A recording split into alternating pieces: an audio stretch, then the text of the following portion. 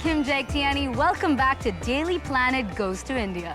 And I'm Jay Ingram. You know, to look at the Taj Mahal behind us, you'd never know that it was nearly 400 years old. But even older than the Taj is the ancient Indian practice of yoga. It's a mystic science, it's exercise to some it's a religion, it even is a way of life. That's true. In fact, yoga is thousands of years old, and everyone has always talked about its health benefits, but now scientists are making their own discoveries.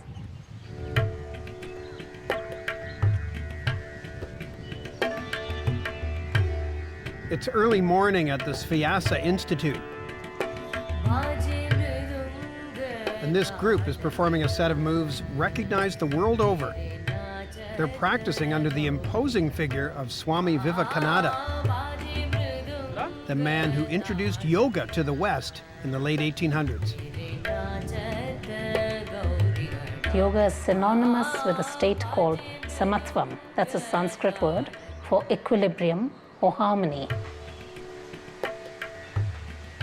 Harmony within and harmony with the world around. And if you take that even a little further, union with the universe. In India, it's a way of life, something spiritual. For people in other parts of the world, yoga's a fitness regime and stress buster. Whatever the motivation, so many people are doing it that doctors here want to know exactly what it does for the body. We track down what happens in the brain, what happens in the nervous system, what happens in our immune system, and the overall metabolic analysis, how it works. Over the years, Dr. H.R. Nagendra and his colleagues have seen some fascinating effects.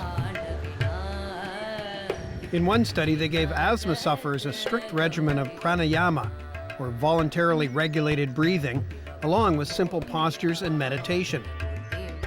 In as little as 2 weeks, their breathing capacity improved.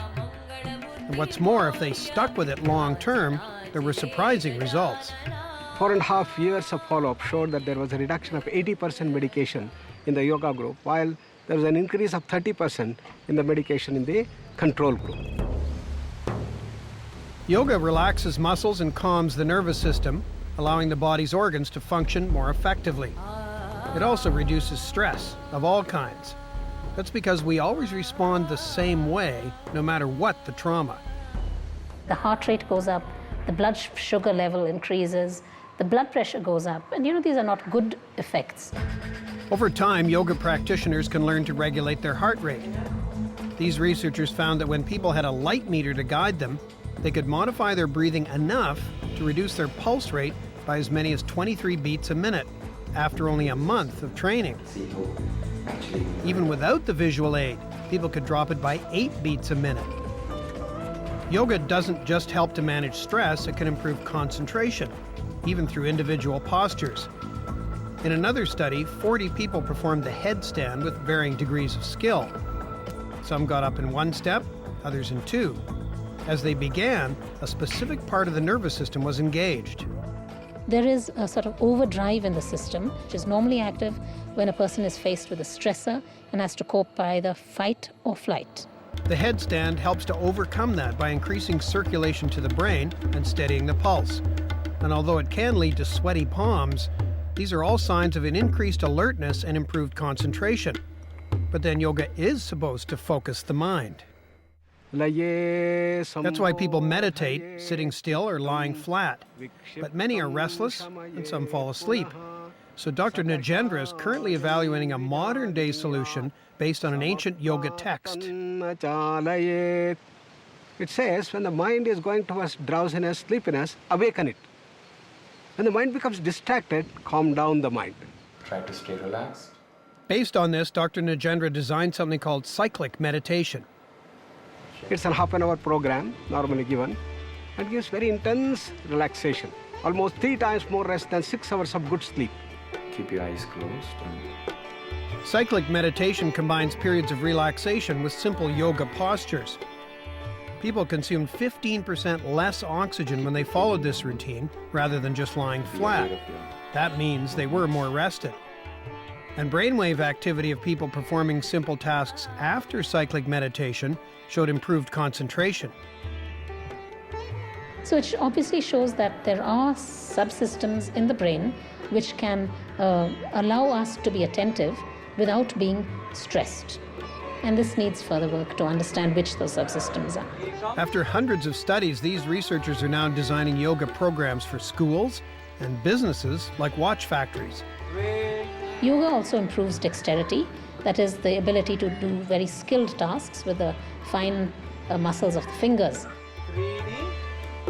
They've also developed a regimen for Air Force pilots. And what we found was at the end of a 45-minute practice over a 1-month period, they were able to see a flickering light even when it is flickering at very high frequencies, and also it reduced their perception of optical illusions. More work is needed to know whether that's a result of changes in the eyes, the brain, or both. These researchers are continuing to look at yoga's benefits for everything from schizophrenia and tuberculosis to arthritis and cancer. Regardless of what they find, they know what most Indians have known for the last 5,000 years.